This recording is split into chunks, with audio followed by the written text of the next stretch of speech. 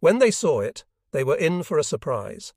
It had been obviously prepared to be a night fighter, and the colour scheme was much darker than the legal composite.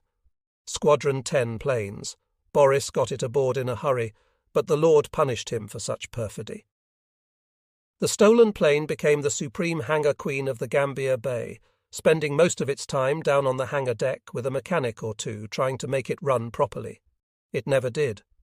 That day the off-duty men went fishing. The cooks provided them with some shrimp, and they baited their hooks and threw them over the side. They caught a mess of yellowtail, enough for a real feast for the fish lovers. But that was the end of the recreation. The next day, July 12th, they were at sea again, once more a part of Admiral Salad's Task Unit 52.4. In naval parlance, they were going back to war. Captain Goodwin was concerned that even after these few days out of action, his crew's perceptions might be dulled. So the call to general quarters was sounded at mid-morning, and the gunners were set to practice anti-aircraft fire as the ship steamed west back to cover the Tinian invasion. One morning, Enan Zola was assigned to pre-dawn combat air patrol in a fighter he had flown often before. He remembered this plane because each time he went up, it seemed to be running more scratchy. On this day, he had a particularly hard time getting the engine started, and then it ran rougher than ever in takeoff. The pilot of a Wildcat sets the throttle for full automatic rich mixture, but the only way he could get the plane to run smoothly that morning was in the automatic lean position. He should have downed the plane and aborted, but he wanted to make the mission, so he took off anyway. The mission went normally. When the combat air patrol returned to the carrier, Zola still had the throttle in the automatic lean position for landing control. He moved it to full rich mixture as usual. Immediately the engine began cutting out, and he lost power. He fiddled with the mixture control, but he could not get the Wildcat to run more than intermittently. He was fourth in the landing pattern, but called Mayday on the radio, and his shipmates moved out of the pattern so he could come in. However, when Zola approached, the flight deck was not ready to receive him, and Lieutenant McClendon gave him a wave off to come around again. He came around again, engine missing, but McClendon would not chance landing the plane in that condition, so he gave him the red flag. 4 times Zola came around, and on the 4th time he got a white flag. But as he came in, coached by McClendon, the engine quit entirely, and the Wildcat nosed over and headed for the bottom of the sea. It was so close to the carrier that it hit stack wash from the flight deck and flipped completely over. The plane sank, righted itself, and came to the surface. Zola unbuckled his safety harness and dove over the side. He had been carrying a wing tank, which was empty, and it had broken loose from the plane and was floating. He swam to that as the Wildcat went to the bottom. He floated for what seemed to be forever, unable to pull himself out of the water onto the wing tank. A destroyer picked him up, and he went back to the carrier.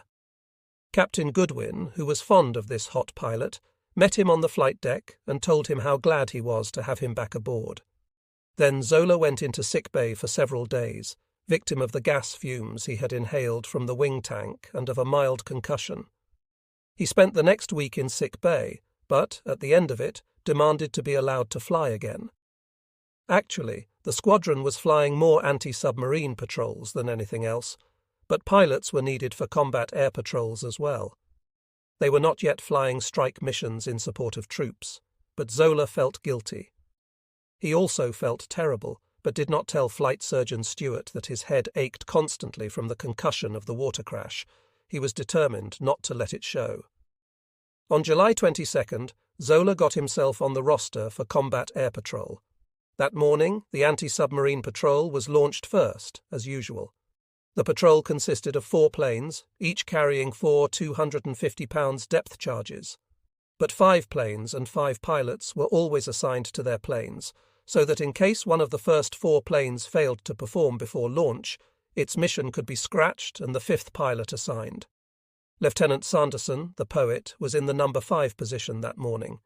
He was sleepy and did not expect to be up in the air. All 4 planes ahead of him were brand new torpedo bombers acquired at N-Torque, but the number 4 torpedo bomber was unable to achieve maximum power on the catapult, so it was pulled off and Sanderson was told to taxi up and get ready. Hurry was the key word. Captain Goodwin was irritable, for the ship had been pulled off its base course to launch planes to get the wind at her bow. She was heading directly away from the formation, all the while they were having trouble with that fourth torpedo bomber. Under the circumstances, the flight deck officer told Sanderson to get going, and the pilot hurried to buckle up and make his pre-flight check. But something malfunctioned. When he was catapulted a few moments later, the torpedo bomber went into a sharp climb off the end of the flight deck, gained about 100 feet of altitude, and then crashed directly ahead of the ship's bow. The 3 depth charges exploded, disintegrating the plane and its crew, and lifting the bow of the Gambia Bay about 10 feet. The ship came down with a crash, and Captain Goodwin ordered damage control to work. The damage control parties reported no external troubles, but below, several plates on the forward hull had buckled, and some of the work of Mr. Kaiser's welders had come undone. One aviation gasoline compartment had sprung a leak. The fuel had to be transferred from the damaged compartment, and inert gas was pumped in. This accident caused a commotion on the flight deck and consternation in the heart of Enan Zola. He was still feeling queasy after his crash, and the death of Lieutenant Sanderson, radioman J.L. Richards, and gunner W. Zanen did not help. Still, he was a pilot and had a job, so he taxied forward, made his takeoff, and flew the mission for 4 hours. As he knew it would be, landing was difficult. When he came back, Ensign Wickersham had just brought his Wildcat in. The hook had broken when it engaged the wire. The plane had hurtled along the deck into the barrier and turned over, fouling the deck. Captain Goodwin knew that his other combat air patrol planes were low on gas, so he sent them over to the Kitcon Bay. Zola was not happy about making this landing. Having McClendon down there waving the paddle made all the difference to him. Now he had to come in under the eye of a landing signal officer whose methods he did not know. He felt like screaming. Zola came around to the other carrier cautiously, too cautiously. He was waved off 3 times. The trouble was that he did not trust the landing signal officer. Every time the landing signal officer told him to throttle back, Zola looked down at the expanse of water between himself and the deck and kept on going until he got another wave off. Finally, on the 4th time, the landing signal officer gave him a cut signal, and he landed very badly.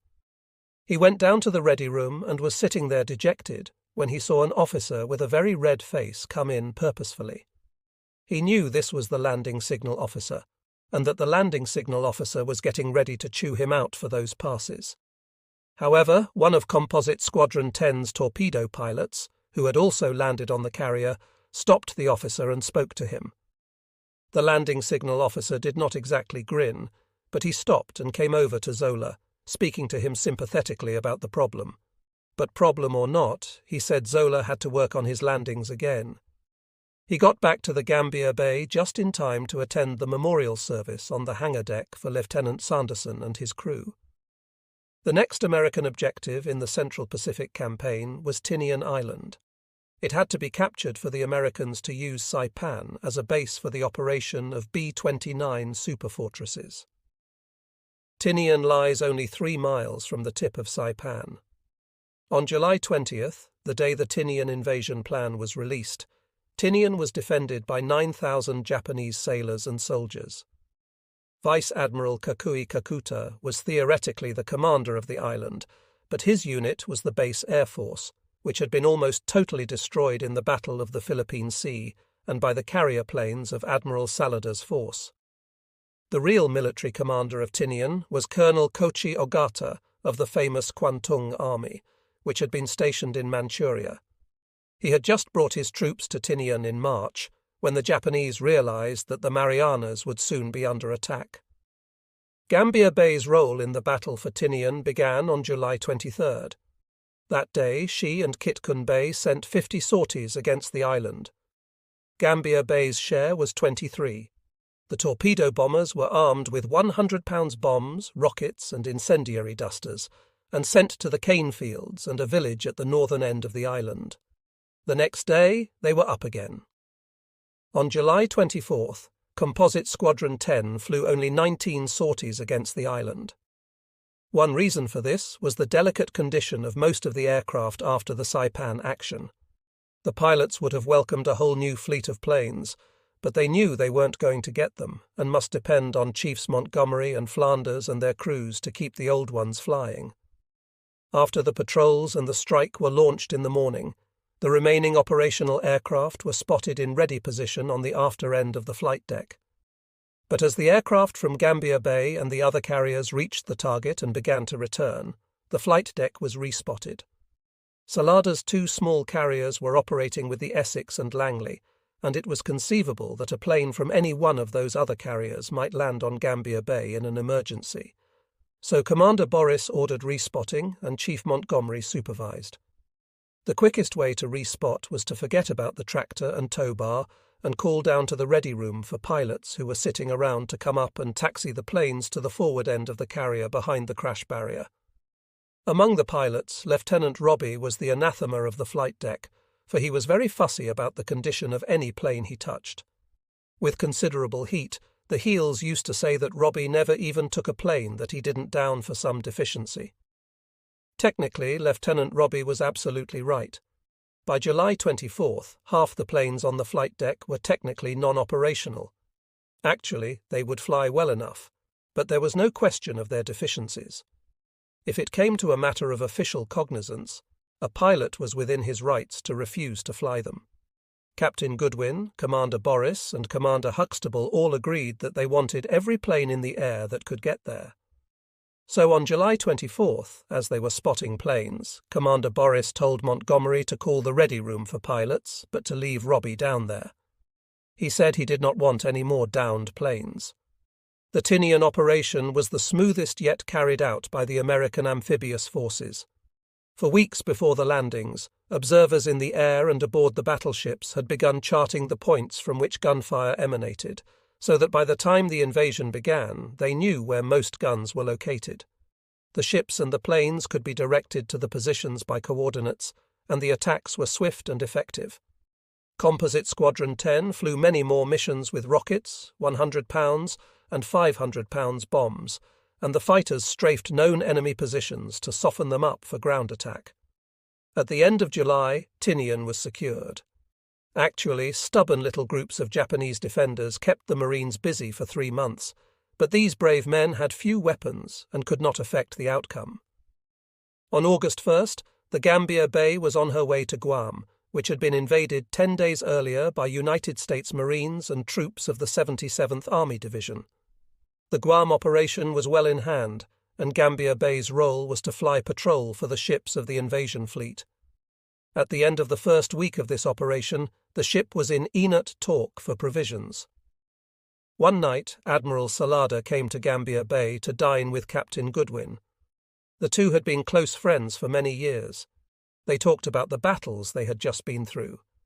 Admiral Salada was more than a little complimentary about the performance of Gambier Bay and Composite Squadron 10, and Captain Goodwin was proud of his ship and crew. That night, almost as an aside, Admiral Salada changed the subject. He had just been promoted to be commander of Carrier Division F6 and needed a chief of staff. "Oh, hell, slats," said Goodwin. "I've got a good ship and we're doing a good job, and I think it would be a mistake to leave it." "That's right," said Admiral Salada, "but I really need someone who knows something about ships to work with me as a fast carrier task force commander. I can't think of anybody I'd rather have than you. You'd be doing me a great personal favor and contributing to the war effort. The Navy Department can put someone in here who can run your ship. You've got it on the right road. I think your contribution would be better with me." "Let me sleep on it," said Goodwin, and they parted. The next day, Captain Goodwin thought it over. He was happy with Gambier Bay, but there was a war to be won, and the prospects of promotion would be brighter for someone who had broadened his experience. Gambier Bay had proved her merit in the Marianas. Perhaps it was time for a change. He dined with Salada that night on the Kitcon Bay and agreed to make the change. The Admiral would leave the force on August 10th, and Rear Admiral Ralph O'Flynn, who had been Admiral Nimitz's air officer, would take over as commander of Carrier Division 26. Captain Goodwin would take Gambier Bay down to Espiritu Santo Island in the New Hees. This area had been turned into a major supply base during the South Pacific Campaign. Here the crew would have a little recreation. Captain Goodwin would turn over the ship to a new commander on August 11th. They sailed with the Kitkun Bay, White Plains, and 4 destroyers. The destroyers seemed hardly necessary, so quiet were the waters through which they passed.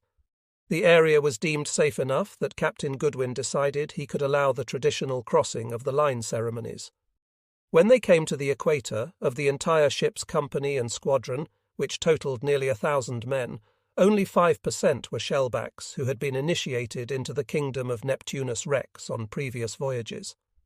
For several days before they reached the line, those creatures of privilege regaled the uninitiated with gruesome tales of the tortures heaped upon polywags as they were taken into the kingdom.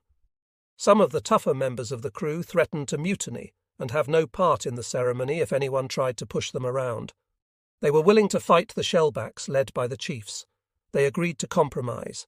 They needed help anyhow, so they bought off the potential mutineers with promises to initiate them first and then let them wreak havoc with their shipmates. At 8 o'clock on the morning of August 13th, the Gambier Bay reached the equator at 62 degrees 21 minutes and 30 seconds east longitude.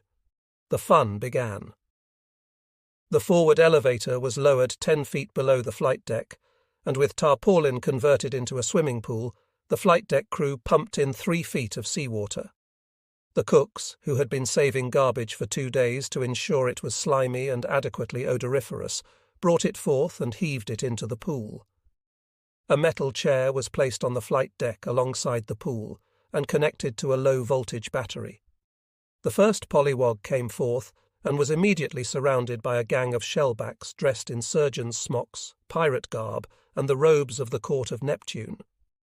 He was laid down on an operating table and fed a draught of an obnoxious mixture whose secret formula would never be revealed by the shellback priests. He was then placed on the metal chair, shocked, and pushed into the tank of garbage-filled water. Some officers were put in the stocks. The pilots were treated almost as roughly as the swabbies. The first initiate and most of those after him also ran the gauntlet, and shellbacks with staves smacked at them hard and true, so hard and true indeed that several pilots reported in at sick bay for the next few days, with the diagnosis of being unfit for flight operations because of severe bruises to the seats of their pants. As the intent and practice of the initiation came home to the cluster of polywogs who had been herded onto the flight deck to await their punishment, the group rebelled, seized fire hoses, and began attacking the royal policemen with streams of water. The captain watched with very good humour and forbearance, especially for him, until a stream struck one of the torpedo bombers on the flight deck. Then he was on the bullhorn calling a halt to the fire hose operations. Aircraft and seawater did not mix. Finally, the last polywog was greased, dosed, bathed, and smacked satisfactorily, and the ceremonies came to an end. But the pilots were not the only members of the crew of the Gambier Bay who limped around the decks for the next few days. On August 16th, the Gambier Bay approached Espiritu Santo, which was protected by a minefield. A pilot boat came out, and a pilot boarded the ship to take them through. While he was navigating, the ship's gyro compass went out, and the pilot asked Lieutenant Commander Gorn, the navigator, if he had a Napier diagram. Gorn called for Enan Bang, who brought it out promptly. The pilot used the diagram to steer the Gambier Bay in, and when he brought the ship to her mooring, he congratulated the captain and navigator Gorn on their care and skill. Goodwin congratulated the navigator, who was properly modest about his fine accomplishment.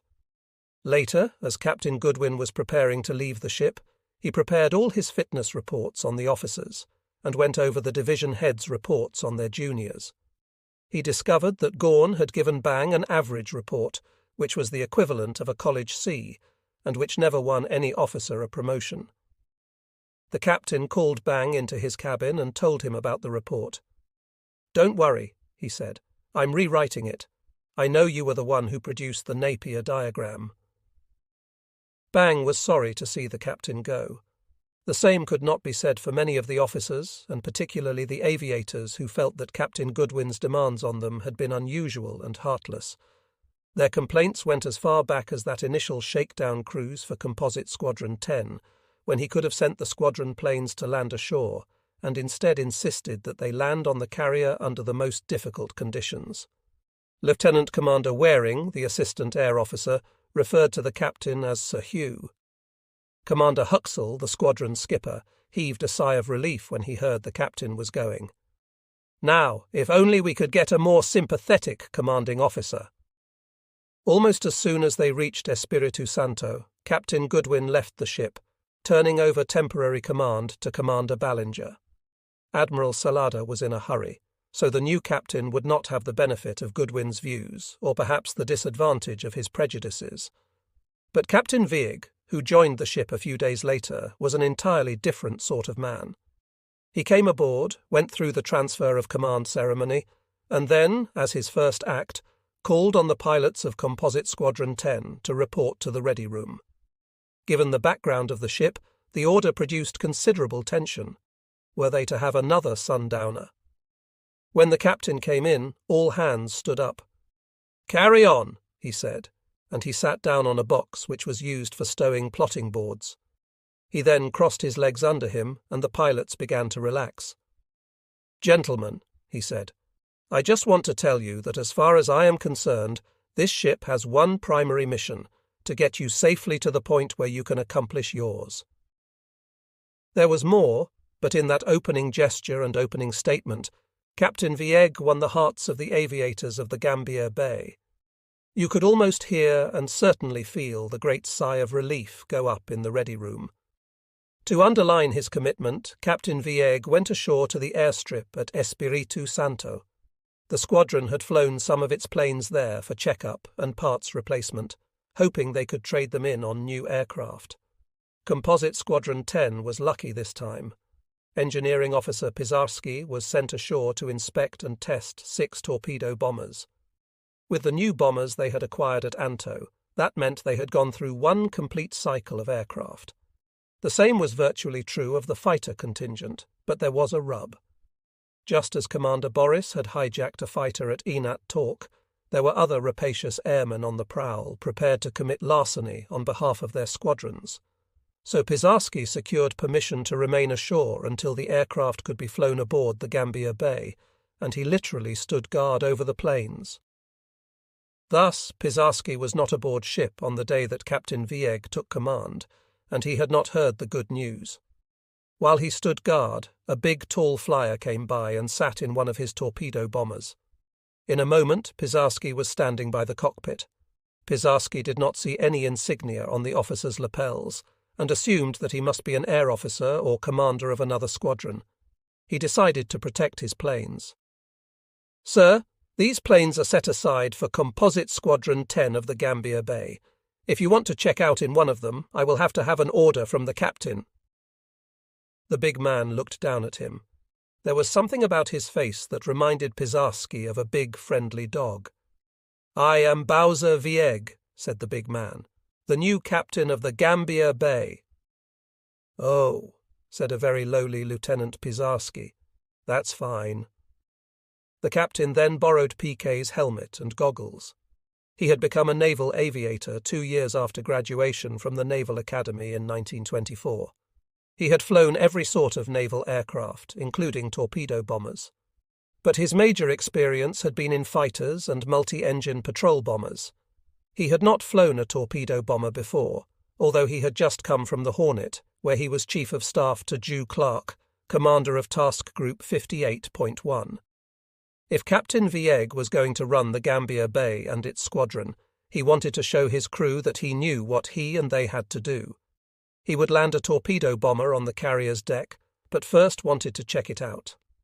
Pizarski was impressed when the captain showed mastery of the torpedo bomber without an hour of instruction in it.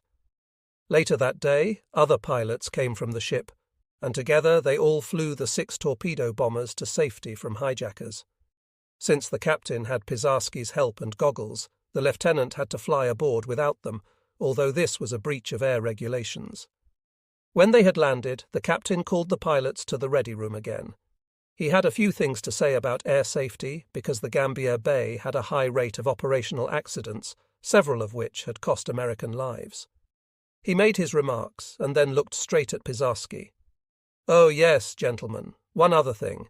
You will remember that it is against the code of good carrier airmanship to fly aboard without a helmet and goggles. Now, in the future, I shall hold Commander Boris responsible for any such violations." He was still looking at Pizarski, who was beginning to turn red. The whole squadron knew that he had come aboard without his helmet and goggles. "Lieutenant Pizarski did just that today. Rightfully, I should put him on probation and ground him next time he breaks a rule. But that wouldn't be quite fair, would it, since I am the character who walked off with his helmet and goggles?" He grinned that big Bowser grin that had earned him the nickname at the Naval Academy, and handed the goggles and helmet back to Pizarski. At that moment, the pilots of Composite Squadron 10 would have done anything for their new captain. They remained in the South Pacific, and at Espiritu Santo they took on supplies and ammunition. The captain announced that swimming from the ship would be permitted while they were at anchor. The men had liberty parties ashore, which included chilled beer from the Gambia Bay's padlocked supply. But the officers were not as lucky as they had hoped to be. They had chipped in $1,200 just before the carrier left San Diego for a wine fund, and had paid this money over to a dealer with instructions to send the wine to the ship, care of Fleet Post Office, San Francisco.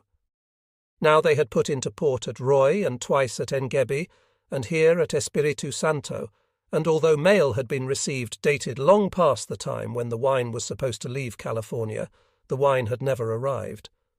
It seemed quite obvious that it would not, and the officers of the Gambia Bay moodily discussed punishments for the thieving liberators as they looked into their glasses of beer in the Espiritu Santo Officers' Club. They were no better off than the swabbies in the potato locker, and probably not as well off as the chiefs, whose ways were dark but who always looked quite satisfied when in port. Pizarski was an exception. Back at Holtville, he had received a case of Scotch whisky, highly camouflaged, from his family in Pittsburgh, and he had managed to smuggle it aboard the Gambia Bay. Pizarski and his friends then were happier than most of the officers during the Espiritu Santo stay.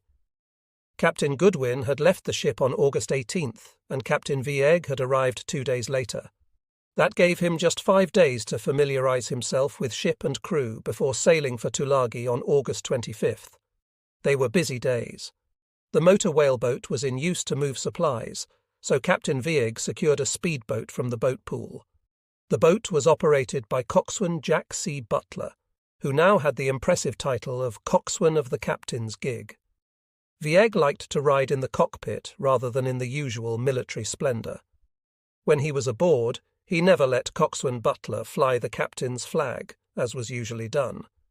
Several times they were hailed by junior officers who noted the absence of a flag, and of any officers in the stern, where officers were supposed to be, and tried to commandeer the boat.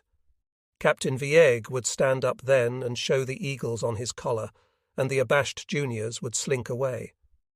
Such encounters did Coxswain Butler's heart good, and when related to the crew, endeared Bowser Vieg as much to the potato locker as to the ready room. The new captain was also a favourite with the chiefs, and Chief Montgomery in particular. Early in the voyage, the plane captains had asked if they could not decorate the airplanes, and Skipper Huxell had agreed. He secretly hoped decoration would persuade the airmen to keep the planes cleaner than they might otherwise. He had approached Captain Goodwin, who agreed to the idea in the abstract, but when the torpedo bombers and FM-2S suddenly began to sprout drawings of scantily clad girls, Captain Goodwin's regulation soul was upset, and he growled at Commander Huxell. He wanted those pictures removed, but Huxell, when he conferred with Chief Montgomery, agreed that the blow to crew morale would be deadly if the paintings had to be washed off. Finally, they found a solution to the problem. They washed them off the starboard side of the aircraft, which was the side that faced the bridge as the planes took off and landed. They left them on the port side, which the captain never saw. With Bowser Vieg, there was none of this official disapproval or chicken, as the enlisted men termed it. The greatest compliment was probably from the junior officers, who found it hard to remember that their new captain was a professional. So, generally speaking, in the week of layover in Espiritu Santo, morale aboard the Gambia Bay improved. Just before it was time to leave, there was a last beer bust at Duffy's Tavern, a picnic area and ballpark created by the Seabees from an old cow pasture. Chief Montgomery had the duty that day of escorting the contingent from the Gambier Bay and Composite Squadron 10 and looking after them. That meant he put on a shore patrol armband and strapped a .45 automatic around his waist. Espiritu Santo, located just 15 degrees south of the equator, enjoyed plenty of sunshine. Anyone who liked a tropical climate would love the place. On this particular day, the Gambier Bay and Composite Squadron 10 boys were whooping it up, and the beer flowed rapidly. Chief Montgomery's major concern was to prevent fights between the brown shoe aviators of the squadron and the black shoe sailors of the ship. But before the afternoon was over, another element entered his considerations. They were sharing the recreation area, as was usual, with a unit of Seabees, most of them very unprofessional, non-nautical types who had come out of the construction business back in America. Generally speaking, sailors were not very fond of the shore patrol, and Seabees were no exception.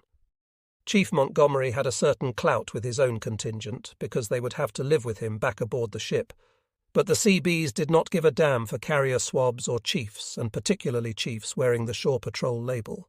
About mid-afternoon, Chief Montgomery got a little worried. For some reason, the Seabees had not provided any shore patrol, so Chief Montgomery and a handful of shore patrols from the Gambier Bay were the only evidence of authority. The beer had begun to go to the heads of the men, and several arguments started. Soon it became apparent that Chief Montgomery faced an incipient three-way brawl among Seabees, airmen and swabbies. He succeeded in stopping an argument between a pair from the carrier, and was turning away when a red-faced Seabee picked up a half-dried cow dropping and rubbed it down the front of Montgomery's khaki shirt. Navy chiefs did not usually take kindly to such treatment. Chief Montgomery's first impulse was to knock the Seabee into next week, but not being burdened with beer, the chief also realized that to do so would be to inaugurate a brawl that might send half the men of the Gambier Bay to captain's mast. As the Seabee finished his smear, the park grew silent, and every eye was on the chief. Montgomery unclenched his fist and looked at his assailant. "Hey, sailor, you must be from Texas." The chief put his arm around the Seabee, pulled him to his chest, rubbed the cow dung on his front, and laughed. When the others saw him laugh and saw what he had done to the Seabee, they began laughing too, and the crisis was over. Even if the Seabee leader had wanted to pick a fight, he could not have done it. By this time, in those next few minutes, while all the men were buddies, Chief Montgomery began moving his sailors back to the ship. Back on the Gambier Bay, the watch was sweating out the last loads of fresh provisions. On the work detail was aviation machinist's mate third-class PNC, who had been assigned this task by his pal, aviation machinist's mate first-class Olaf Emblem. Moving from warehouse to ship, the work detail gorged themselves on fresh apples and drank them down with pineapple juice from cans knocked open with a combat knife. They loaded several landing craft with provisions and moved them out to the ship. The boom from the flight deck was lowered and the provisions were moved aboard. Since the guys were off, the provisions were loaded onto the after elevator and taken down to the hangar deck and then carried to the mess area. To get there, they had to pass the last light lock in the elevator. And who should have a shop in that last light lock but Tony Peniak, the oxygen man? Before the loading got very far, he arranged for a blowout panel to be removed from the light lock, and as the elevator came down, he passed goodies through to eager waiting hands. Fresh eggs, butter, apples, and fruit juices, all of them supplies originally intended for the officers' mess. It was a contented gang of swabbies from the hangar deck work detail who closed down their unofficial operations that night. Had they been caught, it would have been a different matter, at least a captain's mast. But since they were not, it was a wonderful joke to be enjoyed as long as the eggs and fruit juice lasted. On August 24th, Carrier Division 26 raised anchor at Espiritu Santo and sailed for the Florida Islands, which to most of the men was not as meaningful a term as the Solomons, of which this small chain was a part. This was all new territory to the men of the Gambier Bay, and not very comfortable country to be in. The heat drenched them constantly, and most of the carrier was not air-conditioned. The wardroom was, and so was the ready room, but the staterooms and the crew spaces were very hot. Seaman Quinn at his potato locker dice game, and Lieutenant Bell at his typewriter both stripped down and tried to keep cool. It was difficult. In the evening, the bow was the most pleasant part of the ship, but almost all the time, day and night, the heat was oppressive. The Gambier Bay travelled on this voyage with the Kitkun Bay, the flagship, the White Plains, and 4 destroyers. Their first port of call would be Tulagi, but they were then moving on to strike Yap and the Palau Islands in the Western Carolines. Everyone in Carrier Division 26 knew this much by the end of the day. They were told to expect tough going in the Palaos, which were close to the Philippines, but those islands were also the key to the invasion of the Philippines. On the flight deck of the Gambier Bay, it was assumed that they would move toward Manila next. All these developments marked a major change of plan. Since 1942, the Navy's Central Pacific Offensive and the Army's South Pacific Offensive had been headed on a collision course. Admirals King and Nimitz wanted to lead the show, and so did MacArthur. MacArthur held that they must retake the Philippines for political reasons, and that he, MacArthur, must lead the forces back there because he had promised to return. This change would mean that the Navy, which had been hoping to drive on to Formosa, perhaps to the China coast, and then to Japan, was going to take a back seat. One factor in this major policy debate was certainly the Army's alarm and worry about serving under the Navy after the relief of General Ralph Smith by General Holland Smith of the Marines at Saipan. As the argument over direction and overall command simmered, Admiral King wanted an invasion of Truk, the big Japanese naval base in the Carolines. But in the spring, the fast carriers had attacked, and their planes had knocked out so much of Japan's naval and air power at Truk that the base could be bypassed as unworthy of the effort. On June 15th, as the Gambier Bay went into action in the Marianas, Admiral William F. Halsey was detached from his South Pacific Command and put to planning the occupation of the Western Carolines. On July 26th, as the Gambier Bay attacked Tinian, General MacArthur, Admiral Nimitz, and President Roosevelt began meeting at Pearl Harbor to decide the future. MacArthur was a better politician than Nimitz, and he told the president there of his plan for moving into the Philippines largely on political grounds. Nimitz argued the King planned to move from the Marshalls and Marianas directly to Formosa, but in the end MacArthur carried the day. It would be the Philippines and MacArthur in charge. But because of wheels that were already in motion, 2 major military operations would come first. General MacArthur would assault Morotai, which lies 500 miles southeast of Mindanao, island of the Philippines, on the edge of the Celebes Sea. He would attack the Palaos, 400 miles due east of Mindanao. By this time, MacArthur had his own naval force under Vice Admiral Thomas Kincaid. MacArthur's Navy, as it was called at Pearl Harbor, had its own amphibious command under Rear Admiral Daniel E. Barbé. The only thing it did not have was ships, and this was a serious bone of contention between Brisbane and Pearl Harbor. In the end, the bristling atmosphere of competition would have a direct effect on the lives of the men of the Gambier Bay. The carriers and their escorts arrived at Tulagi on the morning of August 26th. That afternoon, they moved out for an exercise in amphibious landing, a 24-hour rehearsal. Then they returned to Tulagi to load ammunition, bombs, and torpedoes for the invasion of Peleliu Island. For 10 days, the men of the Gambier Bay enjoyed almost unlimited liberty and all the beer they could drink.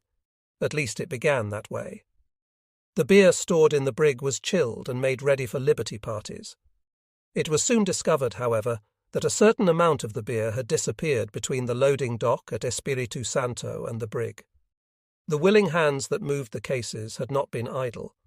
The system called for the men who wanted to drink beer, not all did, to buy a chit for each bottle while aboard ship. Then, when ashore, the beer was dispensed. Seaman Heinel and Seaman Harry Ray Cunningham bought enough chits for a case of beer. When they were taken by boat over to the recreation island and got their beer, they settled down to enjoy it. Then they discovered that someone aboard the Gambier Bay had somehow gotten into the beer and that they had a case of bottled water. As usual, the men on liberty separated. The ship's complement stuck together, and so did the squadron. In fact, the officers and enlisted men of the squadron were closer to each other than either group was to their opposite numbers on the ship. But this harmony was seriously threatened within the squadron at Tulagi when one of the fighter pilots, who had bought some liquor in the officers' club, sold a bottle of whiskey to some air crewmen. He charged them $140 for a bottle that had cost him $13.50. Eventually, the matter came to the attention of Commander Huxell, and he was more furious than the chiefs and the victimized enlisted men. The fighter pilot was virtually ostracized by his brother officers until it blew over. On the other hand, torpedo pilot Pisarski became the more popular man aboard the ship, for he still had most of the case of Scotch whisky under lock and key. During the action in the Marianas, the Gambier Bay had expended thousands of rounds of 40 mm ammunition. In the easy days since, the ship's metal smiths had taken the brass casings to make ashtrays, and pencil holders and paperweights. Olaf Emblem, a sturdy member of Chaplain Carlson's flock, had decided to make something even more elaborate, a set of etched wine cups for communion. He polished the shells and lacquered them, lined them with zinc, and weighted the bottoms so they would not tip. On the first Sunday they were to be used, the chaplain put them on the altar, 100 strong, placed in handsome trays made in the metal shop with special thanks. That day, Chaplain Carlson began the communion service. All went well until the moment when the faithful knelt to take the wafer and the wine. It was then that the men of the Gambier Bay learned of the effects of metal on wine. Each quaff puckered up as if he had sucked on a lemon. When the crew of the Gambier Bay had time for such frivolity as this, it meant they were at ease. But that condition changed on September 8th, when the ship sailed with the Kitkun Bay, White Plains, and their 4 escorts. They headed north toward the Palaus, and soon joined up with the invasion force, taking station between 2 convoys of transports that were loaded with Marines. Earlier in the week, planes from the fast carrier force had hit the Palaus for the 3rd time. Besides those attacks, the islands had been struck by numerous raids of heavy bombers based in Dutch New Guinea. So Peleliu, Buap, and the other islands seemed to be almost totally clear of Japanese aircraft. In the 6 days of the voyage, the Gambier Bay worried more about the effects of a small typhoon than of an attack from any of the nearby islands. Admiral Halsey was already convinced that the Peleliu assault was a waste of time and had argued in favour of bypassing the islands. But once launched into planning an invasion, it was nearly impossible to stop, and so the attack went on. On September 15th, the first Marines landed without much opposition. The Japanese of Peleliu had recognized that they could not stop the landings, so they concentrated their defences on higher ground above the beaches. They had built a strong network of fortifications there. Their artillery was concealed in concrete pillboxes, coming forth to fire and then retracting so that the guns were virtually invisible from the air. On the voyage to Peleliu, Composite Squadron 10 had flown combat air patrol and anti-submarine patrol missions, but they had been so unexciting as to be mere exercises. On September 15th, a strike of 4 fighters strafed ahead of the Marines in response to a request from the ground, but the pilots saw no enemy troops and had no idea of the effectiveness of their fire. Rear Admiral J.B. Oldendorf, commander of the bombardment forces, was so pleased at the lack of resistance that he pointed with pride to the job done by his ships in a 3-day barrage and predicted that the capture of Peleliu would be completed in a few days. But within a matter of hours, the Marines discovered that the Japanese were deeply entrenched in a web of caves and tunnels and would have to be dug out position by position. Composite Squadron 10 had an inkling of the problem that day. Commander Huxell had drawn additional duty as part-time air coordinator of the attacks of the escort carriers. He took off at 1 o'clock that afternoon and circled above the island. At 3:45 p.m., a strike group composed of 12 planes from the 3 carriers assembled on station, and he sent them in to strafe. He moved about bombing and strafing too. At 5 o'clock he was running low on gas and went down to fire his last rockets so he could return to the carrier and land empty. At Tinian, Lieutenant Pisarski had returned from a mission with several rockets. On landing, he had gone into the barrier. One rocket had come loose and skittered across the deck, breaking the leg of air crewman Ketchum. Huxell wanted to be sure that sort of accident did not occur again. Just as he was ready to turn for the ship, Bert Bassett appeared on station with 6 torpedo bombers and called out that he could see many vehicles down below. Huxell asked where Bassett was, and Bassett replied that he was on the east side of Pierre's spinal ridge, a position the Marines had already discovered to be so difficult it had been christened Bloody Nose Ridge. That day the torpedo bombers were at 4,000 feet. Bassett said Huxell was down on the deck at that moment and made a pass along the side of the ridge, seeing a number of 2-man tanks heading down from the height to the road that led to the airfield. Obviously the Japanese were heading for a dusk attack on the beachhead, where most of the troops were still located, just south of the airfield. The elaborate plans for management of the air traffic by the flight coordinator were suddenly thrown out the window. Those tanks had to be stopped, and stopped in a hurry. So Huxell got on the radio and described what he had seen and the position of the enemy. "Everybody go," he said, signalling a general attack. By this time, a number of fighters had joined the torpedo bombers, but there was no way they could be separated into orderly patterns and do the job in time. Everybody had to take his chances in the traffic. Huxell then swung west over Bloody Nose Ridge and turned to the east, which lined him up on a causeway that crossed a marshy area just before the point where the road reached the airfield. The first enemy tank was moving onto the bridge as he came, and he flashed in, firing the only weapons he had left, the .50 caliber machine guns. Huxell was so intent on his shooting that he did not realize he had moved down into a depression until out of the corner of his right eye he saw palm trees flashing by at eye level. Huxell yanked the stick, pulling back as hard as he could, and just managed to lift the torpedo bomber over the line of trees at the far end of the marsh. "The adrenaline was flowing full blast from fright," he said, so he pulled out over the ocean and relaxed for a moment to regain control. Several tanks were ashore at the east end of the beach, and one of the fighters asked if he should take a run at them. Huxell looked and shouted over the radio, "Hell no! That's one of ours! Can't you see the white star?" Then the squadron commander moved inland to watch the action. The fighters and torpedo bombers plastered the Japanese tanks as they headed for the airfield and the beach, and not one tank got more than halfway across the airfield. Huxell gave Bassett full credit for stopping the attack because he had spotted the tanks in time. 5 white-starred tanks came up and finished the job the aviators had started. On September 16th, the carrier planes launched more strikes. While the ship was in Espiritu Santo, one of the chiefs observed to Landing Signal Officer McClendon that if the wind ever stopped blowing in battle and they hit a dead calm, as they had in the Tulagi area, they would have a difficult time operating. "The trouble with Mr. Kaiser's coffins," he said, "is that they are 15-knot ships, and this is a 25-knot war." It was not quite as bad as that, of course, but they did have a ship that could make only 16 to 19 knots in a dead calm. On September 16th, the wind stopped.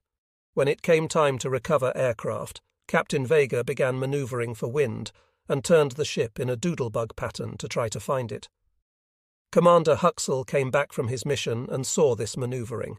He started to laugh, but eventually he got the old turkey aboard. The other pilots had much the same experience. Their missions were successful.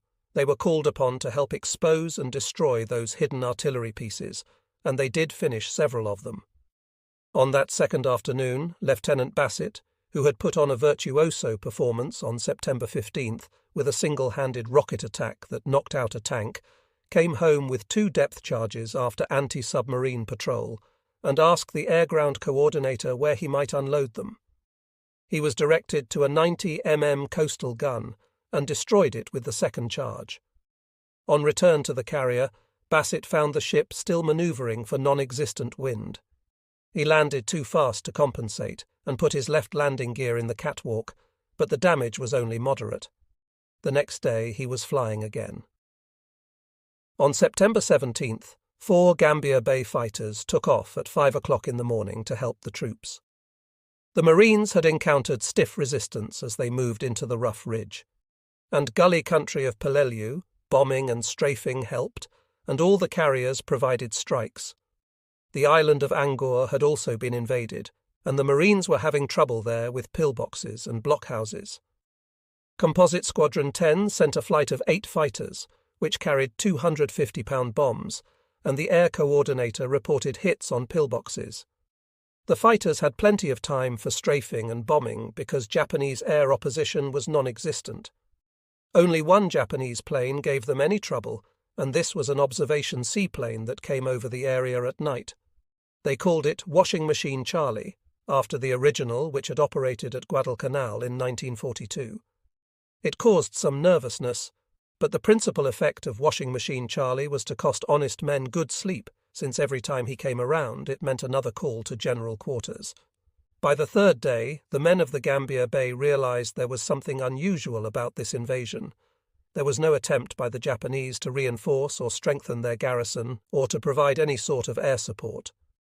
On September 18th, it also became apparent that the ground troops were having a rough time, and more strikes went after pillboxes and gun emplacements. For the first time in 4 days, Lieutenant Bassett encountered anti-aircraft fire bursting all around him as he attacked, indicating that the Japanese did have anti-aircraft defences.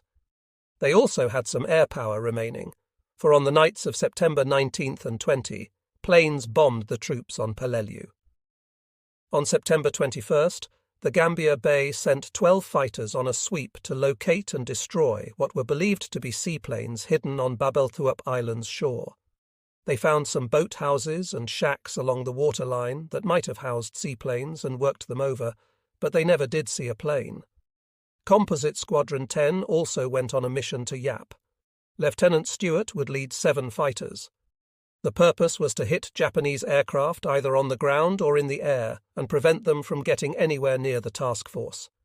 It was going to be a long mission, 300 miles to Yap and then return, and the FM-2 was not a long-range aircraft.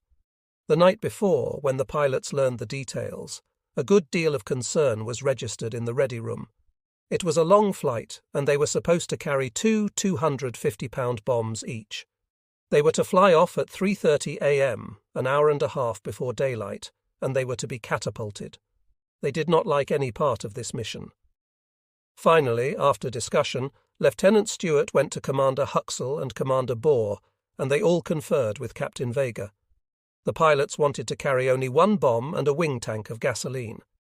Stewart said if the purpose was to knock out Japanese fighters and they ran into them in the air, they would have dogfights which would use up enormous amounts of fuel. Captain Vega sat in his chair, face impassive. The fighter leader was a little worried about the reaction, for if Captain Goodwin had been in charge, there would have been no argument with the orders. But Vega nodded sympathetically. So Lieutenant Stewart went on. Furthermore, the fighter pilots did not want to be catapulted. The catapult was for torpedo bombers, not for fighters. Everyone knew how the fighter pilots hated the turkey shooters. When Stewart had finished, Vega smiled. "All right," he said. "About the wing tank, you've got a point there, but no on the catapult. That's how you'll go. Too much weight to risk an accident in the dark." So they were catapulted with 1 wing tank and 1 bomb each. The mission turned out to be tame. They found nothing on the Japanese airfields but burned-out planes, and no sign at all of a Japanese military presence. There were no dogfights, and the Composite Squadron 10 fighters had a very pleasant flight home with plenty of gas. They came in safely, and in the ready room they had to admit that it had been a little hairy getting off in the dark, and that the captain had been quite right to send them off the turkey machine. Vega was thorough, and so was Lieutenant Bell, who spent his time asking questions. Captain Vega decided they ought to take a look at Ulithi, which had a protected harbour that Admiral Nimitz wanted to use for a staging base. Commander Huxell flew to Ulithi and found no sign of a military presence there. A second mission to Babelthuap encountered heavy but inaccurate anti-aircraft fire. All this puzzling information was transmitted to Admiral Halsey, commander of the Third Fleet, and he concluded that he had been right from the beginning. The Palaus had seemed important because the Japanese could have used them as an airbase to strike the Philippine invaders, but it was obvious that the Japanese had nothing here with which to strike. Although the ground troops could be expected to resist to the end, Admiral Halsey was directed to take Carrier Division 26 into Ulithi and anchor in the harbour. They entered and anchored and met no resistance at all. Meanwhile, a small infantry unit invaded Ulithi and met no one but natives. The Japanese were all gone. When this information had been sent off, the troops were put to constructive effort, building Duffy's Tavern No. 2, which would serve as a recreation base for the men of the ships. Liberty was scheduled to begin ashore on D-Day +2, but not for the men of the Gambier Bay. On September 25th, the carrier sailed for Hollandia. The observations of Commander Huxell and his pilots had been added up with similar findings by pilots from other carriers of the Third Fleet, and Admiral Halsey had recommended that the Philippines attack be set forward. There was no need to hold back, and to wait might give the enemy a chance to recover and resupply some of the areas hard hit by the fast carrier forces in recent weeks. So, in a moderate way, the pilots of the Gambier Bay had contributed to a major tactical change in the conduct of the war. The scuttlebutt had it that the Gambier Bay was going home to San Diego for repair of that structural damage forward, but the fact was that her destination was Manus Island, and from there she would join the stepped-up invasion of the Philippines. Manus was hot. The Gambier Bay arrived on October 1st, 1944, having crossed the equator for the third time. The old salts paid no attention to that crossing, but were hoping for liberty when they hit the shore. They had the liberty, or most of them did, but in anticipation, Quartermaster Bell had decided to do a little premature celebrating. On the dull trip down to New Guinea, he had gotten hold of some alcohol, more prosaically used to fill the compass box, and he spent the next 3 days in sick bay as a very unhappy sailor while his shipmates went on leave to walk the beach and do very little else. Quartermaster Bell was aboard when the ship went on to Manus Island, the staging point for the Philippine invasion. Bell was still so sick that he had to be sent ashore to a military hospital. Many of Quartermaster Bell's shipmates had the same impulses as he, but were luckier. At Manus, aviation machinist's mate third-class PNC again fell into good luck, courtesy of his friend Olaf Emblem, the wizard of the work details. Acting boatswain's mate Emblem offered PNC a berth on a work detail doing what he asked. "PNC, shore patrol," said Emblem. "Are you kidding?" asked PNC. "No," said Emblem. "Here's the scoop," he explained. The procedure was to don the shore patrol armband, which automatically made its wearer the enemy of every beer-thirsty sailor, and go ashore. "Then," said the knowledgeable Emblem, "you take off the armband and put it in your pocket and join the party." Such virtuosity was not to be denied, and PNC was persuaded. He took a shower, trying to stay cool in the hot climate, and went ashore with a gang of the flight deck crowd, about 30 of them. They showed up at the beer store's depot only to discover that some smart black shoe from the ship had drawn all the beer for the Gambier Bay and gone off with it half an hour earlier. One of the Composite Squadron 10 officers showed up then and asked for the beer for a non-existent ship, giving the boys a big wink behind the counter.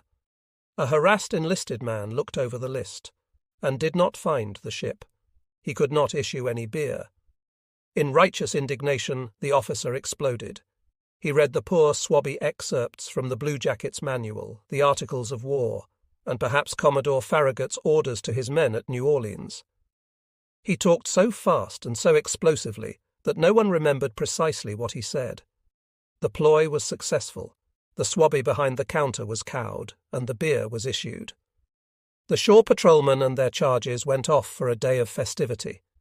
The provisions taken aboard at Espiritu Santo had been exhausted, partially through the pilferage of Polk and his friends. In the wardroom, the officers felt it had been months since they had tasted any fresh fruit or vegetables. Then came the word that they were in for a treat. The base at Manus had acquired some brand-new milk powder, so they were to have fresh milk. One night, everyone who heard gathered early in the wardroom for the treat and looked at the tables where the stewards were decanting cold glasses of beautiful white milk. Commander Ballinger came in, and they rushed for their chairs. Then, almost to a man, they reached for the milk glasses and took a mouthful. The room was suddenly filled with sputtering, coughing officers reaching for their handkerchiefs. The liquid tasted like essence of chalk, so the milk treat was a disaster. Not for several days did the chief wardroom steward learn that one must mix the milk 24 hours in advance. For 2 weeks the ship lay at anchor in Manus Harbour. The officers and men of the Gambier Bay were busy loading supplies. The officers and flight crews of Composite Squadron 10 had almost no duty and spent their time reading and writing. Mail came, and Lieutenant Bassett had an answer to a letter he had written to Louise in Florida. He had sent her a picture of himself, and she had wept over it because he looked so weary and thin. The war was taking its toll. She knew she could only hope that the toll would not include the life of her husband, but of course that could not be put down in the letters. What Lieutenant Bassett and all the rest wanted were letters that were full of home and happiness and the way things were going to be when the war ended. There was a good deal of tension among the men of the Gambier Bay these days. Pilot Lair wrote home, chiding his family for indicating that the defeat of Hitler would mean the whole war was virtually over. "I can tell you that the war against Japan is just beginning," he said. All one had to do at Manus to be convinced was to look out at the armada of hundreds of vessels assembled in that harbour, named Siedler after the German raider that Count von Luna had sailed across the Pacific in World War I. For this operation, the Gambier Bay was assigned to Vice Admiral Thomas Kincaid's 7th Fleet, or MacArthur's Navy. In the command quarrel between MacArthur and Admiral Nimitz, the control of the 3rd Fleet, the major striking force, remained with Admiral Nimitz. Halsey's orders were to support the invasion of the Philippines, which he intended to do by ranging the waters around the islands, knocking out all shipping and air power the Japanese might try to send. Admiral Halsey's battleships would not bombard later, nor would Admiral Mitch's fast carriers support the landings with air attacks on the beaches. The old battleships of Admiral Ainsworth's Pacific Invasion Force would be off the beaches, and the airstrikes would be flown by planes of the Gambier Bay and 17 other escort carriers. The escort carriers, designed to accompany convoys and track down submarines, were now to be used in the manner that ancient fleet doctrine had prescribed for carriers of all sorts. It was understood that the escort carriers were slow and would be easy targets for enemy capital ships, but no one had any intention of letting an enemy cruiser or battleship within 100 miles of the jeep carriers. As for enemy attack, modern American carrier doctrine held that the carrier's own fighter planes were its best line of defense. Of course, MacArthur wanted those big, fast carriers offshore to support his invasion, but Halsey and Nimitz were gunning for the Japanese fleet, and Halsey was sure that this Philippine operation would bring that fleet out. Admiral Halsey's hunch was completely accurate, or one might say the Americans made sure the Japanese would react by inadvertently giving away their own plan. Somewhere in diplomatic circles there was a bad leak.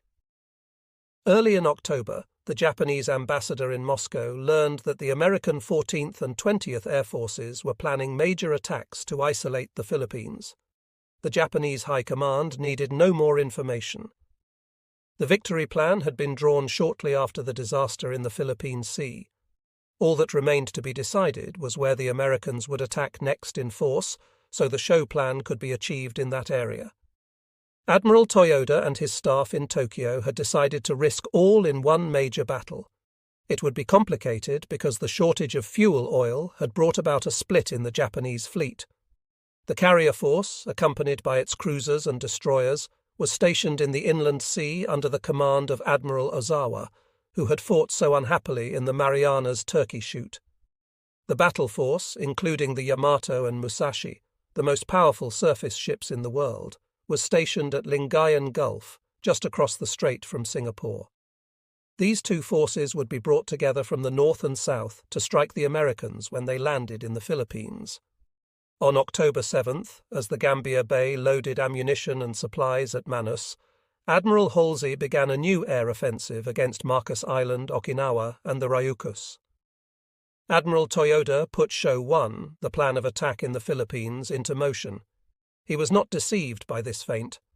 The first step in Show 1 was to transfer almost all operational aircraft to land bases. The carriers Zuikaku, Zuiho, Chosho, Chiyoda, Isis, and Hyuga flew off most of their planes, which were then sent south, island hopping to Formosa and the Philippines.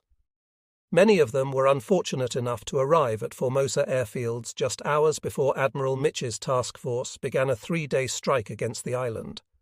When one realized that Mitch could put up 1,400 sorties a day, the difficulties of the Japanese became apparent. In the Formosa air attacks, Admiral Toyoda lost 500 planes he had counted on to help in the Show 1 operation. In the first week of October, Quartermaster Bell was still very sick.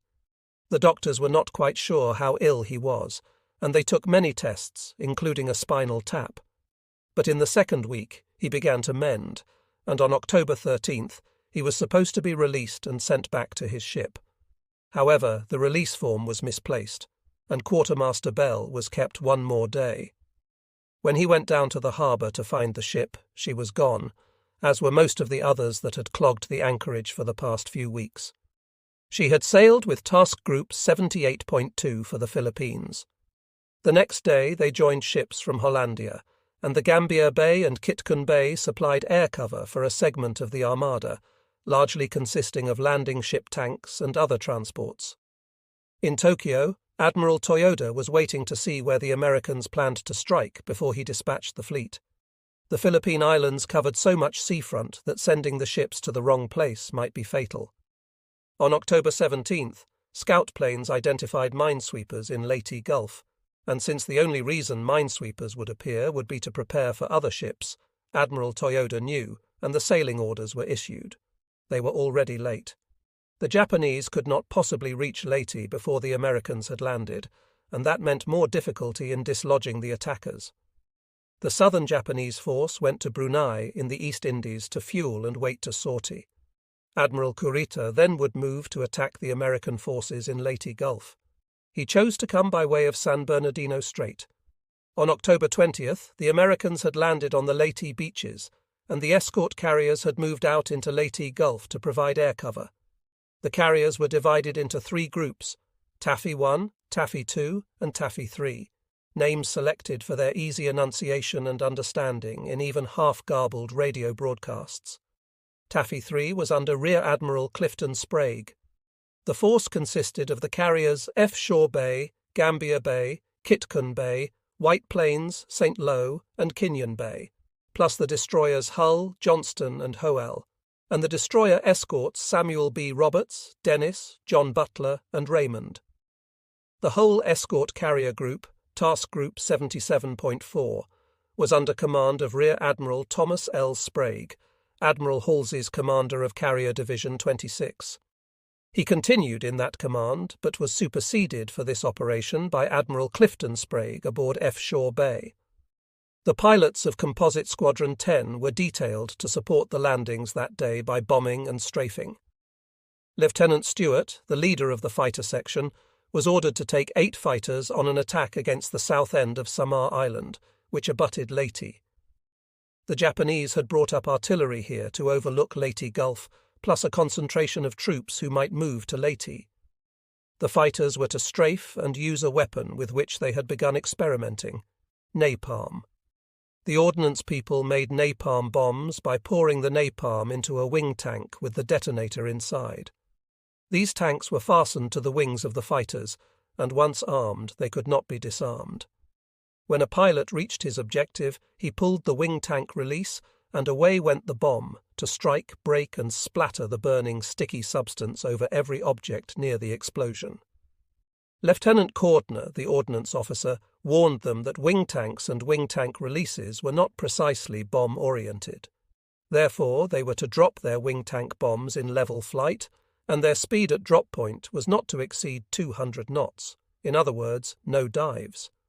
But the pilots found this a distinctly unappealing prospect, as a Japanese rifle bullet could explode the napalm and turn an aircraft into a flaming torch.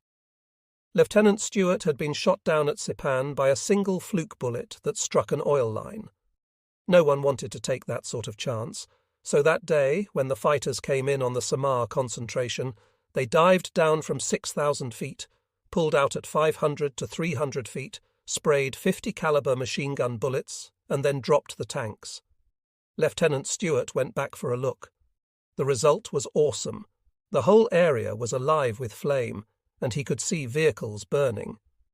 The napalm was a great success, except with Lieutenant E.H. Courtney, who, when he pulled the wing tank release, found it jammed.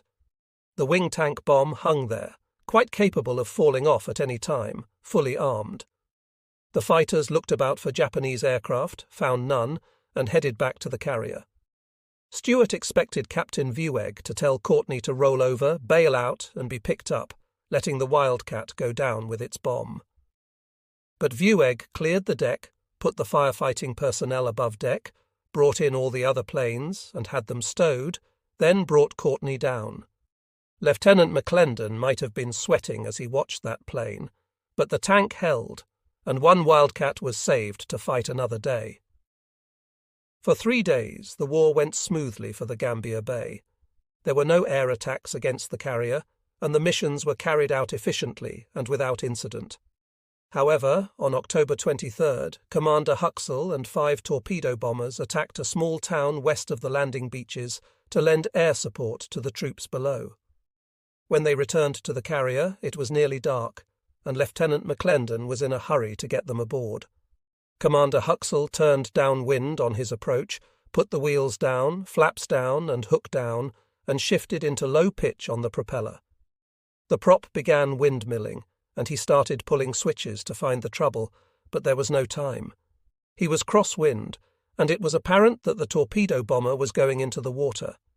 He was so focused on making a 3-point landing that he forgot to pull up the landing gear. They likely wouldn't have retracted anyway, since he had lost hydraulic pressure, and he had no time to inform Gunner Martin and radio operator Blay that they were making a water landing. Blay sensed the impending crash before the plane hit the water.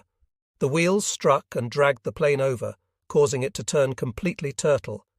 In the cockpit, Huxell's straps caught, and he had a moment of panic before managing to disengage and swim under the wing to the surface.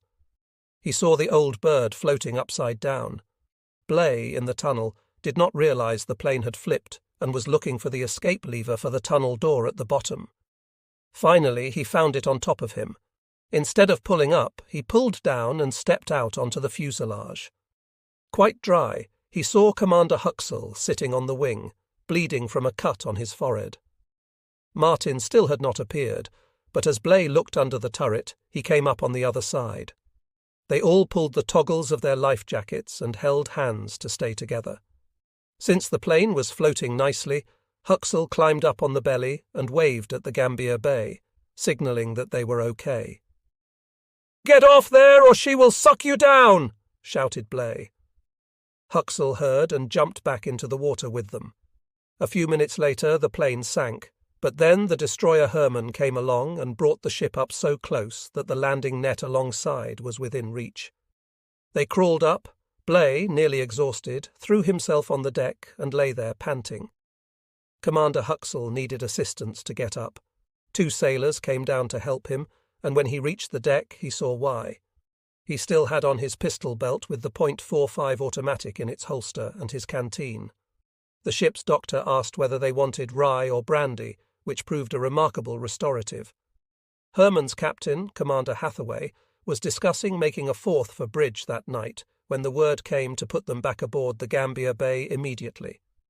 A line was passed, and they came home in a breeches buoy, one by one. After they were safely aboard, Commander Huxell reported to Captain Vegg, who remarked ruefully that when the power failed, he had forgotten to pull up the wheels, or at least to try. "Well, you can't think of everything in one day," said Vegg cheerfully, and the captain's stock went up another notch with his squadron commander for Composite Squadron 10. The late operation was going very well indeed. On the morning of October 24th, the Japanese made a major air attack against the Americans in Leyte Gulf. Admiral Holly's strikes against the Philippine airfields in early October had reduced the Japanese Air Force in the islands to about 30 fighters and 50 bombers. But on October 23rd, more than 350 planes from the Japanese 2nd Air Force were sent to reinforce the defenders. The next morning they sent 250 planes to attack. Admiral Thomas Sprague received the word, and at 5 a.m. on October 24th, Gambier Bay launched a double combat air patrol, 8 fighters to protect the ships and the troops on the ground. When they took off and gained altitude, the fighter pilots discovered that they were part of a large American force. At least 16 of Admiral Sprague's carriers were in action, and each had sent up a reinforced combat air patrol that morning, so more than 100 fighters were in the air circling over the scene of operations. The weather in the Philippines was spotty that day, and the Japanese had considerable difficulty finding their way to Leyte Gulf. When they did reach the area, they discovered the defences. Gambier Bay's planes were operating in 2 divisions. The first division consisted of Lieutenant Roby, Lieutenant Phillips, Lieutenant Courtney, and Lieutenant Hunting. The second division included Lieutenant Seitz, Lieutenant Dugan, Lieutenant Elwood, and Lieutenant McGraw. The 2 divisions were sent to orbit over the Tacloban area, where the troops were fighting on the ground. For 2.5 hours, nothing happened. Then the Japanese arrived, coming from the west and northwest, heading toward the ships in Leyte Gulf. The first Japanese plane to appear was a lone sally. Lieutenant Roby and Lieutenant Courtney had been investigating 2 friendly planes dropping propaganda leaflets along Carigara Bay. They knew what that was about because earlier in the week, Composite Squadron 10 had been given the same mission to announce the arrival of General MacArthur and the Liberation Forces. So the leaflet planes aroused no suspicions. At 8 o'clock, Lieutenant Roby spotted a sally coming in from the west. "Tally-ho!" he shouted and began to climb. His wingman, Lieutenant Courtney, saw another sally off to the right and claimed it as his victim. The first sally was too far away, and Roby was ahead of Courtney, so he fired the first burst into the Japanese bomber. The plane caught fire. Courtney moved in and shot off the right wing. The sally rolled over, went into a spin, and exploded when it hit the ground. No Japanese parachutes were seen. Meanwhile, Lieutenant Seitz's division had spotted 4 sallies further off. Seitz made a high-side run on the starboard quarter of one, pressed his gun release for 4 seconds, and saw the port wing fall off. The plane went down in flames. Behind him, Lieutenant Dugan, at 7,000 feet, saw several sallies at 10,000 feet. The sallies had an altitude advantage, and he had to chase one all the way to the eastern side of the island. He got into range just west of the town of Tubin and shot down the plane. Dugan then joined a large flight of American fighters heading back to the northwest. He had scarcely joined when they spotted a large formation of 2-engine Japanese bombers coming in. These were Lilies moving in an attack pattern with a 15 degrees glide angle. Dugan fired a deflection shot and missed, then got on the tail of one bomber and shot it down. The Lily crashed 5 miles north of Tubin Airfield. By this time, the Gambier Bay fighters were very low on fuel. Dugan looked at his gauges and announced that he was going home. He joined up with Lieutenant Elwood, but then spotted a bogey, which turned out to be another FM-2. He had used up precious fuel in the chase, and his tanks were empty. Just then, he spotted a carrier force below and landed on a strange carrier whose name he did not know. He refueled, got back in the air, and flew back to the Gambier Bay. Lieutenant Elwood had mixed it up with a Zero that morning. He had been climbing for altitude when he was attacked from above. He turned, and the Zero began firing. Elwood moved around to try to get a head-on shot, but could not, and risked crossing directly in front of the enemy, which could have been fatal. He put the stick down into what was essentially an outside loop, blacked out, and then came out of it on a course that should have put him behind the Zero. However, the Zero had disappeared.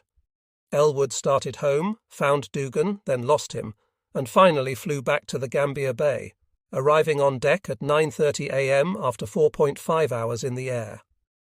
Lieutenant McGraw, Elwood's wingman, became separated in the first melee and joined up with Lieutenant Seitz at 8:30 a.m. Seitz left him because he was short of gas. McGraw still had 65 gallons of fuel left, so he stayed on in orbit. 10 minutes later, a group of 21 Lilies appeared at about 15,000 feet. McGraw, flying at 13,000 feet, began to climb. He caught up and fired a long burst at one plane, seeing the tracers hit, but the Lily did not fall. He turned to the next formation and fired at the wing roots. The bullets hit the gas tank and engine, causing the Lily to burst into flames. While the Japanese held formation, this Lily fell out, dropping and losing its starboard wing as it spiraled down. McGraw found another Lily flying below the formation and attacked. He flamed the port engine, then rolled to the left. As he did so, the Lily's rear hatch gunner fired at the FM2, scoring several hits. The Lily turned off on one wing and crashed. McGraw's plane was not seriously damaged, and he recovered to find himself on the left side of the bombers. Their number was now down to 6. He joined a group of American fighters in the chase, but his fire did not damage any more planes. He saw 3 more bombers shot down by others. When they were over the Gulf, the last 3 Lilies dived down through thin layers of clouds toward the ships. The anti-aircraft guns began firing, and McGraw pulled up and turned back toward his patrol point. He saw 2 of the Lilies shot down by anti-aircraft fire. As he last looked, a single bomber, what was left of the 21, was heading toward a large transport just offshore. He returned to the Gambier Bay, landing with 8 gallons of gas in his tanks. In the interrogations that followed the return of the fighters, Lieutenant Bell pieced together the mission's results. Lieutenant Hunting had credit for destroying 1 Lily. McGraw had shot down 2 Lilies and damaged a third. Roby had shot down 1 Sally, 1 Lily, and damaged another Lily. Courtney had a probable kill. Dugan had 2 kills, Seitz had a kill, Phillips had a probable. In the afternoon, Commander Huxtable was assigned a mission against the enemy in Leyte Gulf. Meanwhile, Admiral Holly's planes had reported that the Japanese fleet was on the move. A plane from the carrier Intrepid had found a large force led by 4 battleships off the southern tip of Mindoro Island, which juts into the Sulu Sea. Then came a report from a Franklin plane about another force at a different location. Admiral Nishimura's force and Admiral Shima's force of 2 heavy cruisers, a light cruiser, and 4 destroyers. Admiral Clifton Sprague, commander of Taffy 3, wanted more information. At 4:55 p.m., 2 small carriers of Taffy 1, the Chenango and Saginaw Bay, with the destroyer escorts Edmonds and Oberenda under the command of Rear Admiral G. Henderson, were dispatched south to Morai for submarine reconnaissance. Huxtable selected torpedo bomber pilots Bassett, Daran, Weatherholt, Bisbee, and Pizarski to accompany him on the mission. 6 fighters were also assigned, piloted by Seitz, Roby, Courtney, Dugan, Phillips, and McGraw. They were to head for Mount Gandang on Leyte to drop 500-pound bombs on several points of strong resistance and strafe with wing rockets. Unaware of the Japanese naval movement, it seemed like another routine day of troop support.